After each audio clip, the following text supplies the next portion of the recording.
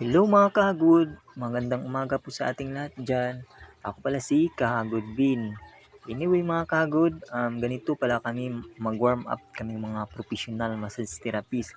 Dapat mga kahagod, dahan-dahan lang yung pag-warm up natin para ma-feel ng pasyente na yung bigat natin sa katawan umi-impact sa ano niya.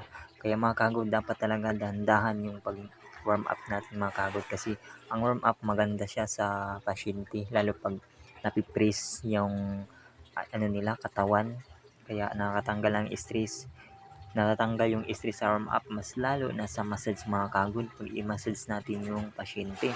Kasi ang warm up laking tulong po yan mga kahagod, tanggal po talaga yung stress niyan. Tingnan yung ginagawa ni Kahagod Bin, no? Oh, di ba? Pointing po yan mga kahagod. Oh, di ba? Sa lower back, tinitira natin sa lower back, tsaka dito sa banda sa may puwet. Oh, di ba mga kahagod? Ganyan yung mga professional na massage therapy. Isipin mo mga kahagod, 8 years na po akong nagmamassage. More than 10 years na ata. So mga kahagod, hanggang dito lang po yung video natin. Sana magustuhan nyo po. Thank you mga kahagod. Sana mga kahagod, magustuhan nyo po yung video namin sa pag-content about